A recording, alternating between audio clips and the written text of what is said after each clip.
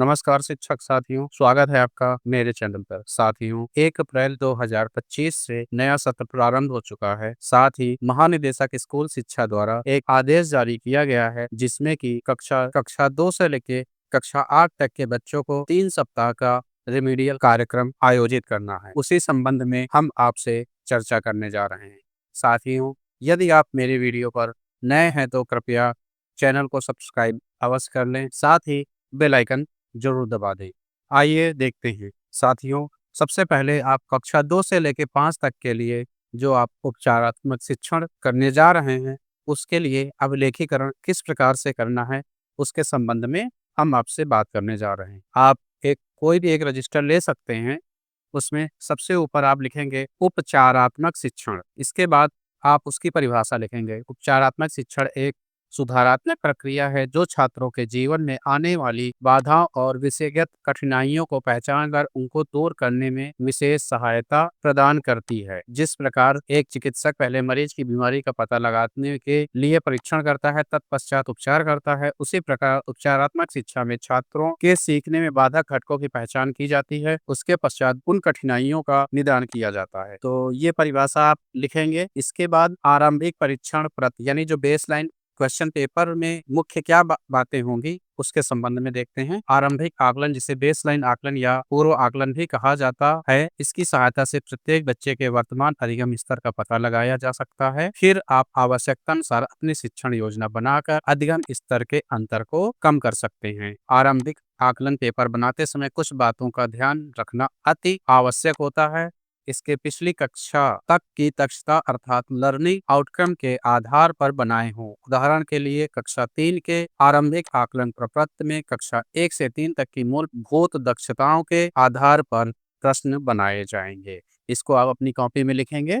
अब है ये जो कार्यक्रम आयोजित करना है, इसकी रूपरेखा आप लिखेंगे। उपचारात्मक शिक्षण की यह विशेष योजना कुल 3 सप्ताहों में पूरी की जाएगी। अर्थात ये जो योजना है उपचारात्मक शिक्षण की, केवल 3 सप्ताह के लिए ही है। प्रतिदिन कुल 2 कालांशों में बच्चों के साथ योजनाबद्ध तरीके से शिक्षण कार्य किया जाएगा। कार्यक्रम के प्रारंभ में इसके लिए कक्षा 4 और 5 के सभी बच्चों का बेसलाइन आकलन किया जाएगा, जिसके आधार पर प्रत्येक बच्चे का स्तर निर्धारित किया जाएगा तथा उसके स्तर के अनुरूप 2 समूहों में बांटकर शिक्षण कार्य किया जाएगा। साप्ताहिक आकलन के द्वारा बच्चों के सीखने की उपलब्धि की प्रगति का अवलोकन किया जाएगा। कार्यक्रम के दौरान जो विद्यार्थी पीछे रह जाएंगे, उनके लिए विशेष अभ्यास कार्य और पुनरावृत्ति की योजना भी रखी जाएगी। साथियों, ये जो हम कार्यक्रम आपके साथ साझा कर रहे हैं या कार्यक्रम की जो रूपरेखा साझा कर रहे हैं, ये केवल कक्षा 4 और 5 के लिए है। अर्थात कक्षा 4 और 5 की जो उपचारात्मक शिक्षण है वो भाषा की है, उसके संबंध में हम आपसे बात कर रहे हैं। कार्यक्रम की रूपरेखा को निम्न डायग्राम से समझा जा सकता है। सबसे पहले बच्चे का बेसलाइन आकलन करेंगे, इसके बाद पुनरावृत्ति कराएंगे, जैसे वर्ण, शब्द और वाक्य आधारित कार्य होगा। जो स्तर सेकंड के बच्चे होंगे, उनको सरल पाठ आधारित कार्य होगा, साप्ताहिक आकलन और पुनरावृत्ति होगी, और अंत में दोनों समूहों का इंड लाइन आकलन होगा। अब देखिए यहाँ पे लिखा हुआ है कक्षा 4 व 5 में उपलब्ध भाषा कालांश एवं कक्षा प्रबंधन। कक्षा 4 व 5 में भाषा शिक्षण हेतु 40-40 मिनट के 2 कालांश उपलब्ध हैं, जिसमें प्रथम कालांश में उपचारात्मक शिक्षण अनुसार किया जाएगा तथा द्वितीय कालांश में पाठ्य पुस्तक आधारित शिक्षण किया जाएगा। शिक्षक प्रथम कालांश में 4 व 5 के सभी बच्चों को स्तर के आधार पर अलग अलग समूह में बैठाएंगे। कक्षा 4 के शिक्षक स्तर 1 के बच्चों के साथ एक कक्ष में तथा 5 के शिक्षक स्तर 2 के बच्चों के साथ अन्य कक्ष में शिक्षण गतिविधियां संदर्शिका के अनुसार कराएंगे। विद्यालय में शिक्षक या कक्ष के अभाव में दोनों कक्षाओं को अलग अलग समूहों स्तर 1 व 2 में बैठकर शिक्षण कार्य किया जाएगा। ये आप अपनी कॉपी में जरूर लिख लीजिएगा। अब बेसलाइन आकलन कैसे करने हैं वो हम देखते हैं। कार्यक्रम के प्रारंभ है 0 सप्ताह के दौरान कक्षा 4-5 के सभी बच्चों का आकलन किया जाएगा। इस आकलन के द्वारा शिक्षक बच्चों के वास्तविक अधिगम स्तर को जान पाएंगे। इसके बाद एक बेहतर शिक्षण योजना भी बनाई जाएगी। तो जो बेसलाइन आकलन है उसको कैसे करना है, सबसे पहले कक्षा 4-5 के बच्चे का आकलन मुख्य रूप से पाठ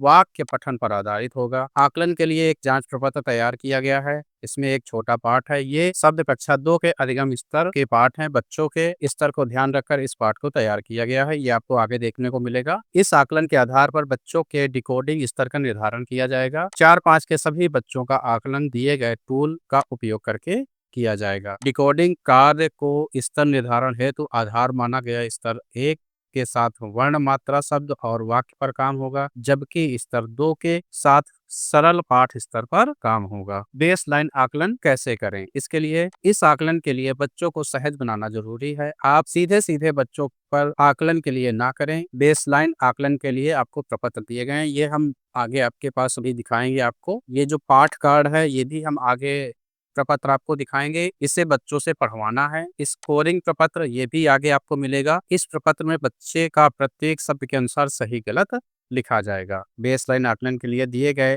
पाठ कार्ड में बच्चे को शब्द पढ़ने को कहें, बच्चे कार्ड से पढ़ेंगे और आप स्कोरिंग प्रपत्र में नोट करेंगे। शब्द कार्ड और स्कोरिंग प्रपत्र में ही एक ही तालिका है। सीधे पाठ कार्ड से जांचने से पूर्व बच्चे को पढ़कर बताएं कि किस तरीके से पढ़ना है। किसी शब्द को पूरा एक साथ पढ़ना सही माना जाएगा। शब्द के सिर्फ अक्षरों को पहचानना पठन नहीं माना जाएगा। सही पढ़े गए शब्दों के नीचे 1 लिखें। यदि बच्चा उस शब्द को सही सही पढ़ लेता है तो उस शब्द के कॉलम में 1 लिखेंगे। जब बच्चा कोई गलत शब्द पढ़े तो उस शब्द के नीचे 0 का निशान लगा दे। यदि कोई बच्चा 3 सेकंड से ज्यादा देर पर रुके तो उसे आगे के शब्द पढ़ने को कहें। अटके तो शब्द को गलत माने। यदि बच्चा अटक अटक के पढ़ रहा है तो उस शब्द को आप गलत मानेंगे। अगला बिंदु देखते हैं। यही बच्चा पहले गलत शब्द पढ़े और बाद में सही पढ़े तो उसको सही माना जाएगा। अंत में स्कोरिंग पत्र में दिए गए सही शब्दों की संख्या चुनकर कुल अंक लिखे जाएंगे। अर्थात जो प्रपत्र है स्कोरिंग का, उसमें कुल कितने अंक प्रदान हुए हैं बच्चे के सामने लिखा जाएगा। देखिए ये एक आकलन पठन कार्ड है। इसी प्रकार से आप कोई भी एक छोटी कहानी लिख सकते हैं। ये एक उदाहरण के तौर पर है, तो आप इससे भी आकलन कर सकते हैं। पाठ का स्कोरिंग कार्ड है, यहाँ पर बच्चे का नाम हो जाएगा, यहाँ पर कक्षा हो जाएगी। अब जैसे बच्चा ये रोहित शब्द पढ़ लेता है तो यहाँ पर हम 1 लिखेंगे, 1 लिख देंगे।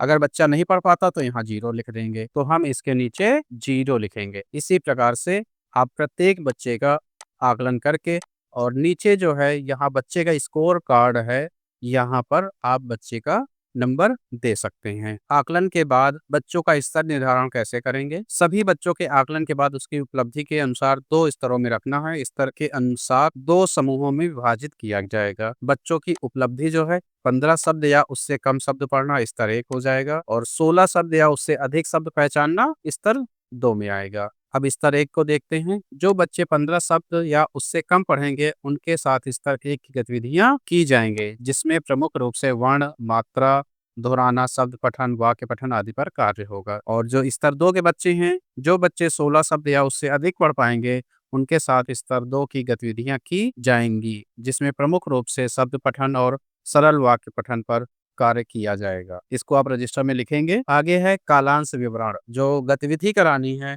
वो कैसे कराएंगे? पहली गतिविधि है डिकोडिंग या पठन कार्य। इसमें स्तर 1 के बच्चों के साथ हम वर्णमाला एवं मात्रा पहचान होगा, ब्लेंडिंग पर कार्य होगा, शब्द और वाक्य पठन पर कार्य होगा। इनका जो लेखन कार्य है, सिखाए गए वर्ण अक्षरों उच्चारित करते हुए कॉपी में लिखना, ग्रिड से शब्द बनाकर लिखना और पढ़ना, अन्य शब्द वाक्य आधारित लेखन कार्य। ये जो क्रिया है या जो ये जो शिक्षण है आप स्तर 1 के बच्चों के साथ करेंगे। स्तर 2 के बच्चों के साथ आप कविता और कहानी हाव भाव के साथ सुनाना, कविता कहानी को बच्चों द्वारा पढ़ना और चर्चा करना, बच्चों के अनुभवों को उसमें जोड़ना और लेखन कार्य में कविता कहानी पर आधारित पात्रों निष्कर्षों पर विचार लिखना, कविता कहानी से संबंधित प्रश्नों के उत्तर लिखना। जो स्तर 1 के बच्चे हैं उनके साथ हम किस प्रकार से साप्ताहिक गतिविधि दिवसवार कराएंगे, वो जैसे सप्ताह 1 में प्रथम दिवस में हम बच्चे को वर्णमाला स्तर पर कार्य कराएंगे, जिसमें का, मा, ला, रा, हा, बड़ा और उसकी मात्रा प्लस छोटी और उसकी मात्रा पर कार्य कराएंगे। ऐसे ही दिवस 2 पर, दिवस 3 पर, दिवस 4 पर, दिवस 5 पर और अंतिम दिवस पर हम आकलन करेंगे एवं इन सभी की पुनरावृत्ति भी कराएंगे। यदि आप चाहें तो अपने स्तर से या बच्चे के स्तर के अनुसार आप इसमें कम ज्यादा जोड़ सकते हैं। साथियों, ये तो रहा आपके साथ हमने जो बेसलाइन आकलन आपको किस प्रकार से और कैसे करना है ये आपके साथ साझा किया है। साथियों, आशा करते हैं कि मेरे द्वारा जो बताई गई चीजें हैं वो बेसलाइन आकलन में आपके लिए बहुत ही महत्वपूर्ण साबित होंगी। यदि आपको वीडियो पसंद आया हो तो कृपया वीडियो को लाइक करें, शिक्षक साथियों के साथ शेयर करें, साथ ही साथ सब्सक्राइब करना ना भूलें। यदि आपके कोई सुझाव हैं तो वो कमेंट बॉक्स में अवश्य बताएं। धन्यवाद, मिलते हैं अगले वीडियो में।